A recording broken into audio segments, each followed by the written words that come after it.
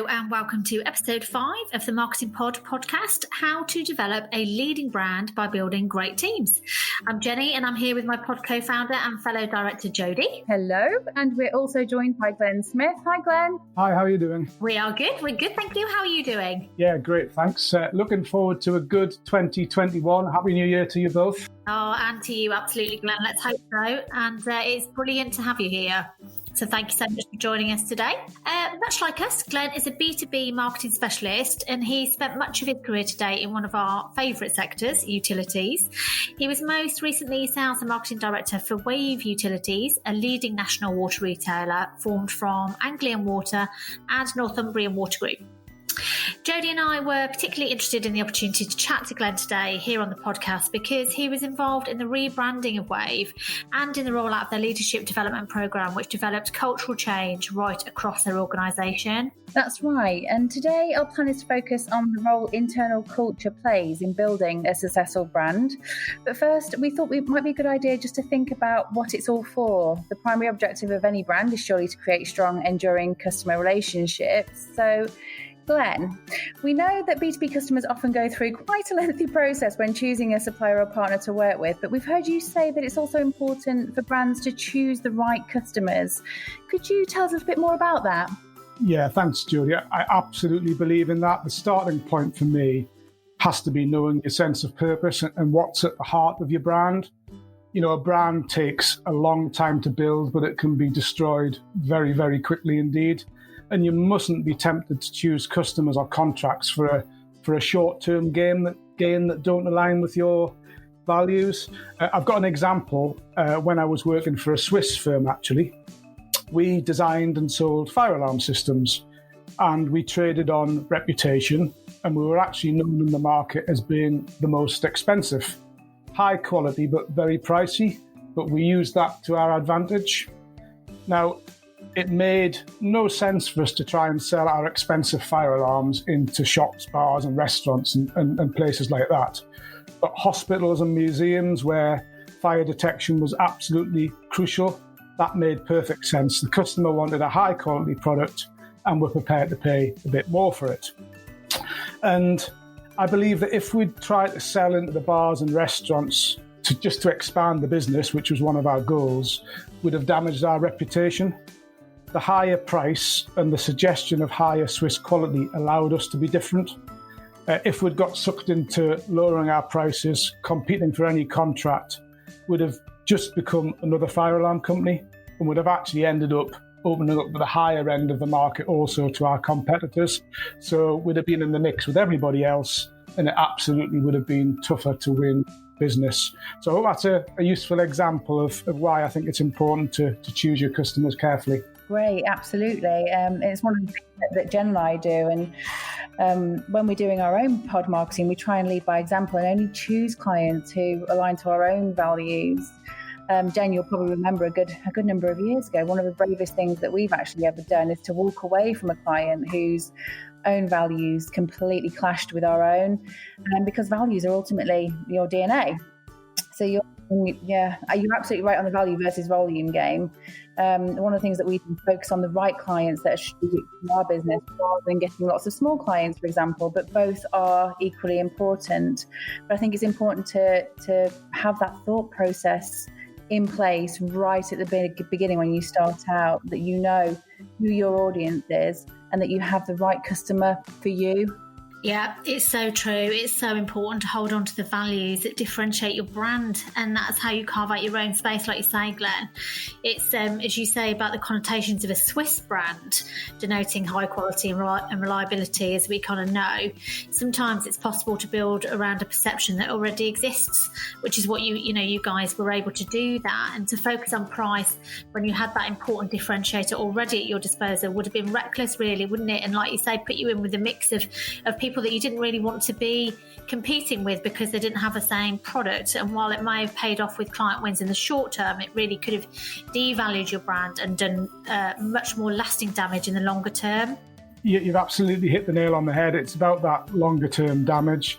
If you focus too heavily on price, eventually your customer relationships, they're not relationships, they just become transactions. And when you compete on price, typically what happens is that you drive down your margins. And if you keep doing that, eventually you can't afford to give great customer service. So that impacts your relationships, it impacts your ability to retain business, and you end up with an unsustainable business model. When it comes to contract renewal as well, if you've won the contract first time round because of your price, because you've discounted, you're likely to have to discount again. It's a vicious circle. You're unable to nurture your accounts. And some of these great brands we see that have got long-term customer relationships, you're just not able to deliver that or generate that. So I believe that really strong, enduring brands have relationships that begin with a well-defined set of brand values. And when your values match your customers' values, you've got the best chance of a long-term sustainable relationship. And that's the only way really to add value for both parties. Completely agree. On that note, one of the tactics that we've seen a lot more focus on in B2B marketing is ABM, account-based marketing, which is something we're all now well versed in, and it has grown in popularity over time because it's proven that when you really do invest in those customer relationships, they can deliver that ongoing value. The attention to detail and the hyper-personalization through digital tech that we can now achieve is really helping B2B businesses secure those right customers for them and then deliver that amazing tailored experience that will grow the value of those accounts. And I think more and more people are seeing the importance of playing that long game rather than just setting those short-term transactional sales targets. It is about delivering those enduring relationships with people that align with you. Yeah, I couldn't agree more, Jodie. Yeah. Okay, so I guess what we've already heard here is that relationships that a business forges with its customers are critical to success. Absolutely. And I think there's always been an understanding of that overall, hasn't it really? But traditionally, it would come down to individual salespeople or maybe regional teams doing right by customers. And today, it's a much more of a strategic objective and a brand objective. It's company-wide. It's not down to one individual or a sales team, and it has to be consistent across the entire customer journey, because nowadays customer expectations have really changed. Brands need to step up to deal with that. Really, their expectations are right from their very first interaction with you.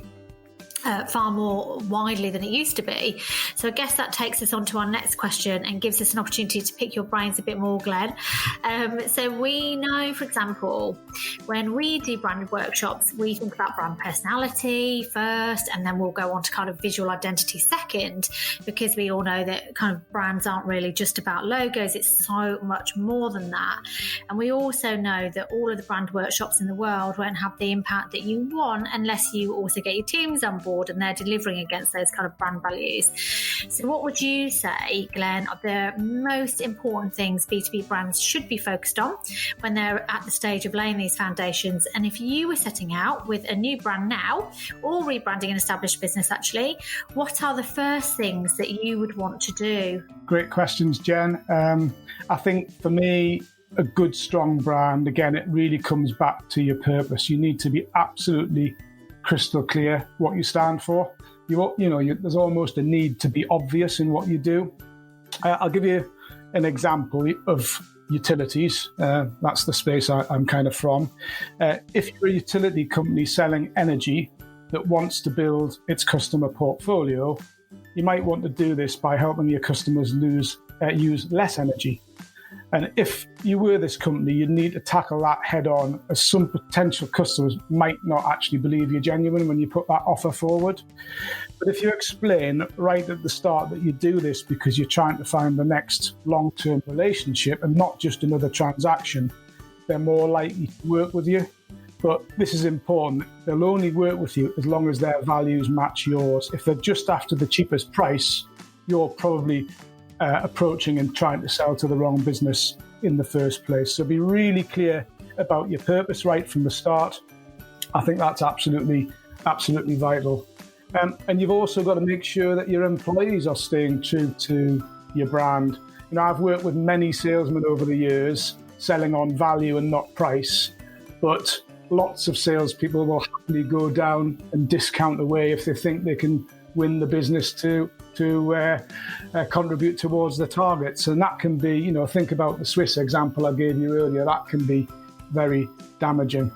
And the final thing really is about consistency. You have to be very consistent. Every communication with every customer has to relate back to your values. And the key thing for me is employ people that care about those values, that really buy into them. We've all been to that shop where an employee's behind the counter on their mobile phone, or we've contacted a call centre and we've had an arrogant person on the other end of the call. The businesses that employ these people would be absolutely horrified if they knew these things were going on. Simple things like that can be very damaging for a brand. So your people absolutely need to buy into what you're doing. Completely agree. One of the things that we've actually made a change ourselves, Jen, is that we've actually started, when we're recruiting people, we have our values listed and we do almost like a little checklist against them, because you're absolutely right. Making sure your people exhibit those is so important, and it's something that we're hearing more and more often, especially on that consistency.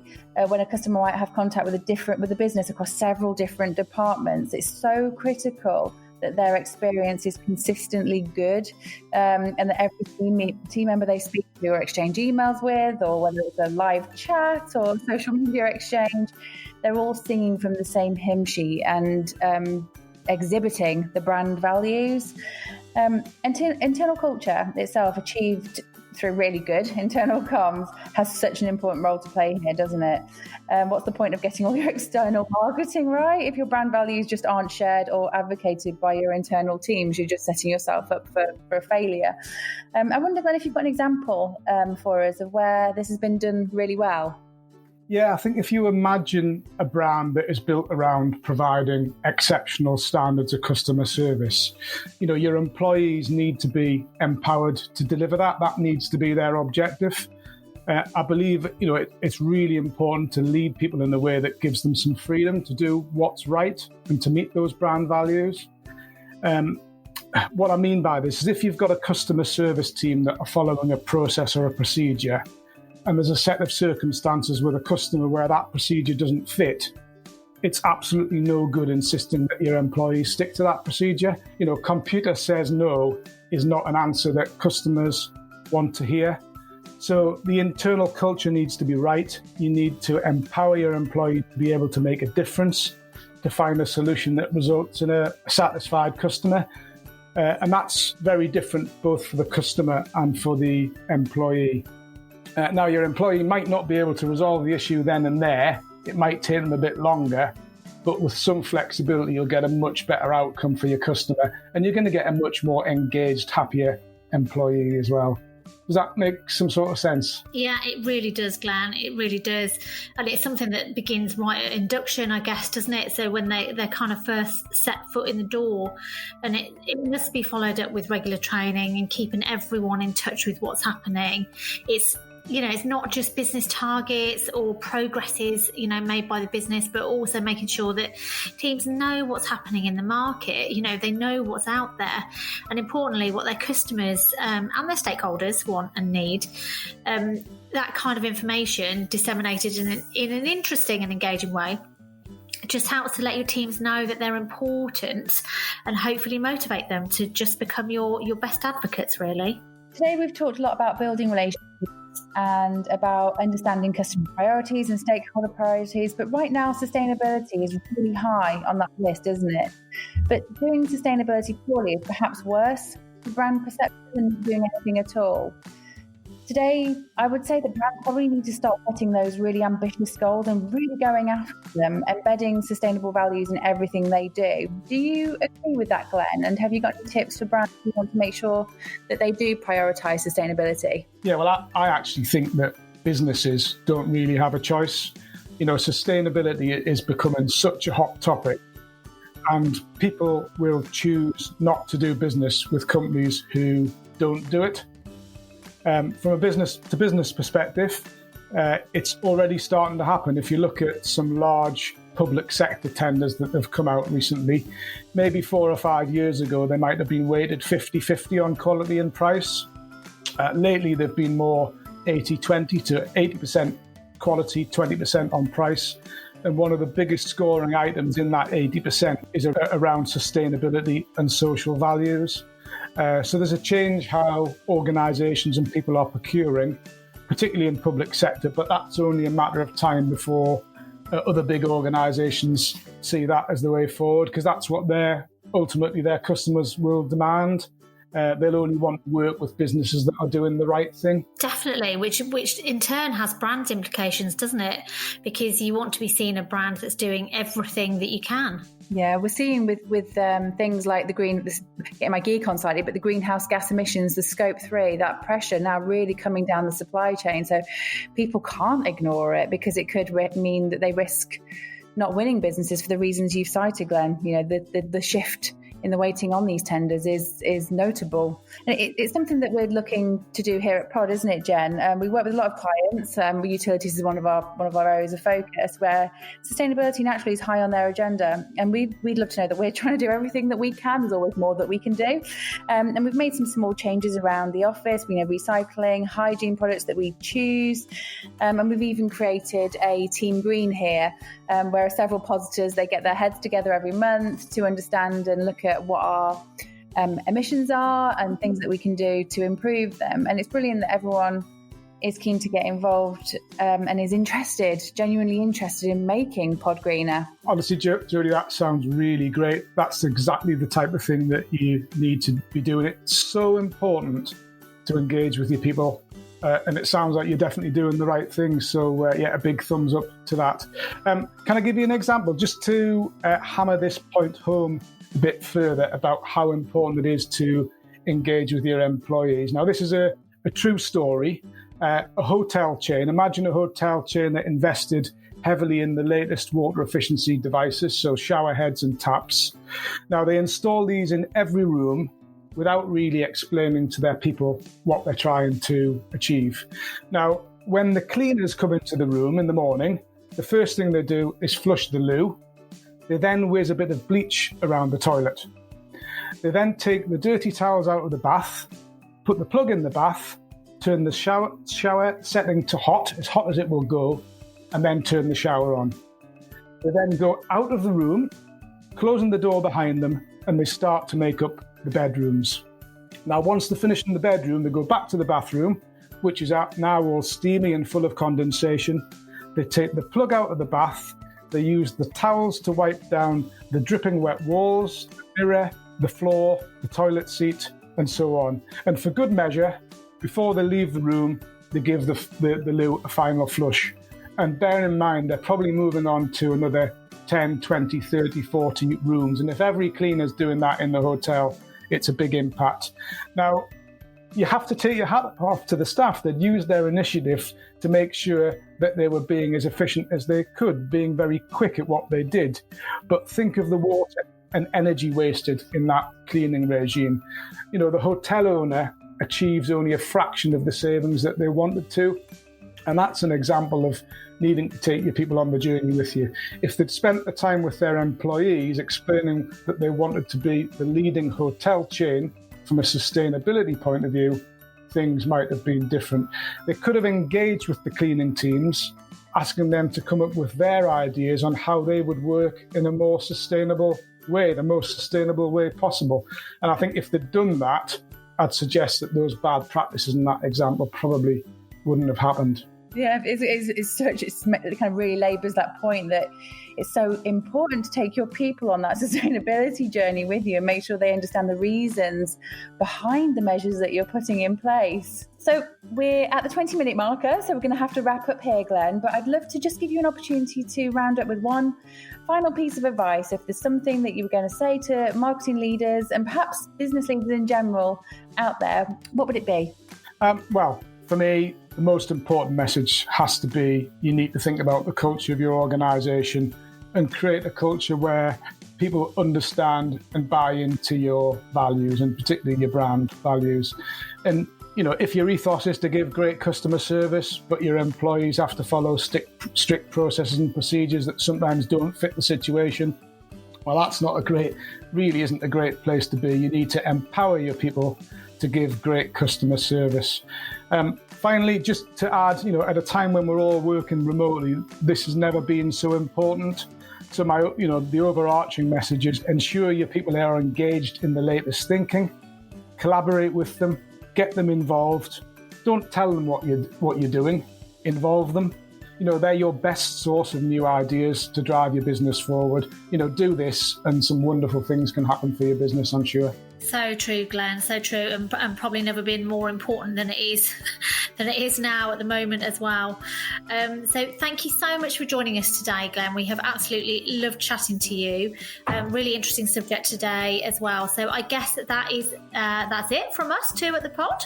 So that's goodbye for now. We hope you've enjoyed this podcast. This is the 5th in our series, and you can find them all at themarketingpod.co.uk /podcast or stream them wherever you usually find your podcasts.